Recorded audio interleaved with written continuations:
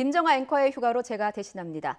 새해를 맞아 잠시 숨고르기에 들어갔던 여야가 오늘부터 또다시 충돌할 것으로 보입니다. 먼저 오늘 본회의를 통해서 검경 수사권 조정과 관련된 법을 상정하고 내일부터는 정세균 국무총리 인사청문회도 잇따라 열릴 예정입니다. 국회 취재기자 연결합니다. 이승배 기자.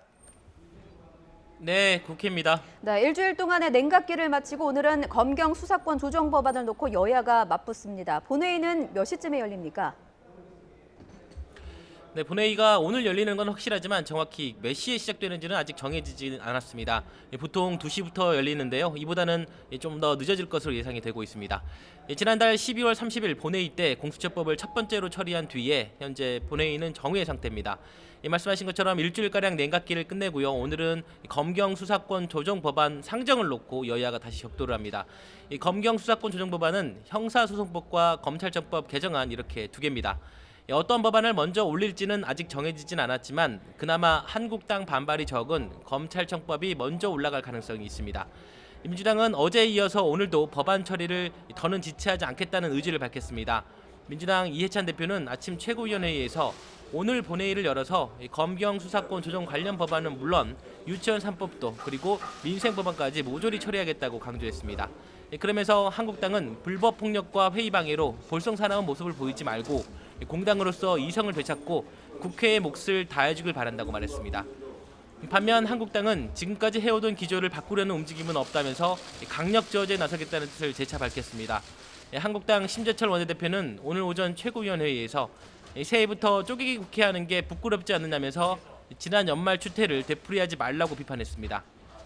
만약에 민주당이 계속해서 불법적인 날치기 본회의 처리를 이어간다면 다가오는 총선에서 반드시 심판받을 것이라고도 강조했습니다.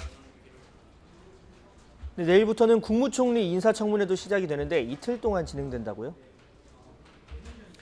예, 맞습니다. 내일과 모레 이틀 동안 정세균 국무총리 후보자의 인사청문회가 열립니다.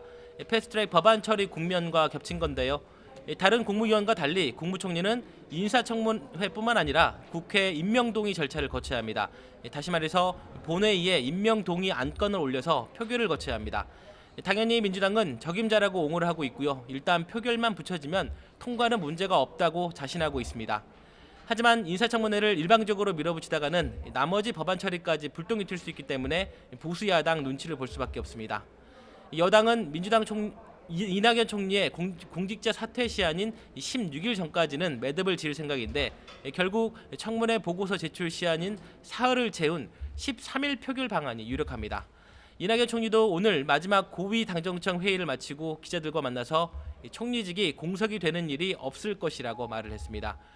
반면 한국당을 비롯한 보수 야당은 정세균 총리 후보자가 차기 총리가 돼서는 안 된다는 입장입니다. 가장 비판할 부분은 바로 삼권 분립 훼손 논란입니다. 정세균 총리 후보자가 국회의장을 역임한 만큼 헌법에 규정된 삼권 분립에 어긋난다는 주장을 계속 펼칠 것으로 보입니다. 이런 이유로 철저한 인사검증과 함께 청문회 보고서 채택법으로 시간을 끌면서 맞설 것으로 보입니다. 지금까지 국회에서 YTN 이승배입니다.